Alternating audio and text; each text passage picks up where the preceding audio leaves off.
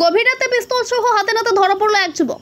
একদিন আগেই দেখা গিয়েছিল এই রেনেসা উপনগরের ভিতরে একটি বাড়ির সামনে চারচাকা গাড়িকে লক্ষ্য করে গুলি চালানো হয়েছিল। গাড়ির ভেতর থেকে এক রাউন্ড গুলিও উদ্ধার করেন পুলিশ।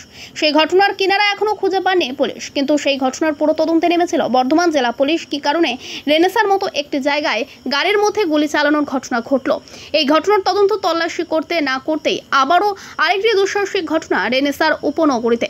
গতকাল রাতে পিস্তল সহ ধরা পড়ল এক যুবক। রেনেসা উপনগরের ভেতরে যারা নিরাপত্তা রক্ষী রয়েছেন তাদের চোখেই প্রথম ধরা পড়ে একটি যুবককে ওই রাস্তার মধ্যে। তারপরে তৎপর হয়ে নিরাপত্তা রক্ষীরা একসাথে যুবককে হাতে নাতে ধরে পিস্তল সহ এবং সঙ্গে সঙ্গে বর্ধমান সদর থানায় খবর দেওয়া হয়। ঘটনাস্থলে এসে উপস্থিত হন পুলিশ প্রশাসন এবং পিস্তল সহ ওই ধৃত ব্যক্তিকে আটক করেছেন পুলিশ। এখনও অবধি পরিষ্কার নয় পুরো বিষয়টি। কেন ওই যুবকটি গভীর রাতে পিস্তল সহ ঘুরে বেড়াচ্ছিলেন, আদৌ কি তার কাছে এই পিস্তলের কোনো লাইসেন্স আছে কি নেই, পুরো বিষয়টি জানার চেষ্টা করছেন বর্ধমান থানার পুলিশ। কিন্তু এই ধরনের ঘটনা বারবার রেনেসা উপনগরের মধ্যে কি কারণে বা কেন ঘটছে, সমস্ত বিষয় নিয়ে আতঙ্কে রয়েছেন আবাসিক বৃন্দরা। তারা বারবার আর্জি জানাচ্ছেন পুলিশ প্রশাসনের কাছে এই ধরনের ঘটনার তদন্ত ঠিকঠাক মতন করার জন্য। পুরো ঘটনার তদন্ত চালাচ্ছেন পুলিশ প্রশাসন। পূর্ব বর্ধমান থেকে দেবাশিস ঘোষের রিপোর্ট, FIM নিউজ।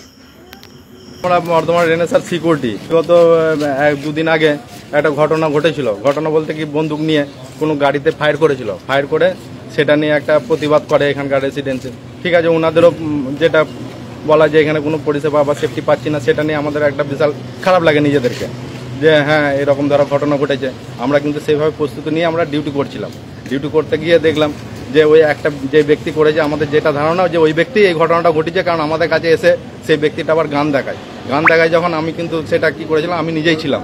আমি তখন কি করলাম যে সেই ব্যক্তিকে কিন্তু আমরা লাইটটা বন্ধ করে, আমি লাঠি ছিল, লাঠি দিয়ে হাতে বেরিয়েছি, যখন বন্দুকটা পড়ে যায় দিয়ে তখন ধরে ফেলি তখন এবারে আমাদের সমস্ত সিকিউরিটিকে আমরা ফোন করে ডেকে নিয়ে অ্যাটাক করে। হয়তো তার এবারে ওইটা ওর কাজ যে হ্যাঁ আমাদেরকে ভয় দেখিয়ে রাখতে চাইছে যে তোমরা না জানো ই করো। আজকে একটা অফিসে এইরকম দ্বারা একটা প্রতিবাদ করেছিল, রেসিডেন্সিটা প্রতিবাদ করেছিল আমাদের জন্য, অনেক রকমের বিশৃঙ্খলা মানে অনেক রকমের কথা বলেছিল। সেটার জন্য আমরা প্রতিবাদ করেছিলাম যে কেন আমাদের ডিউটি করার পরও আমাদের কেন এরকম দ্বারা কথাটা আসবে। তার পরিপ্রেক্ষিতে আমরা বললাম যে কেন আমরা পারবো না ধরতে, ওই ব্যক্তিকে পাবো না।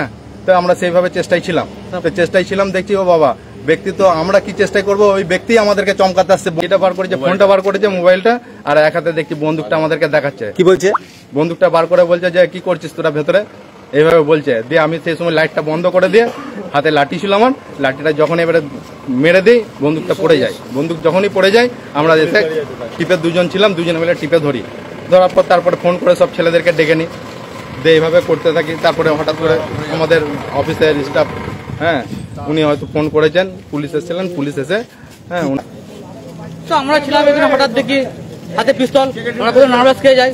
তারপর আমার যে শখ কমি ছিল, সে লাঠি মেরেছে, বন্ধু ছেড়ে গেছে, এইভাবে ধরাধরি আমরা তো প্রথমে পাই যাই।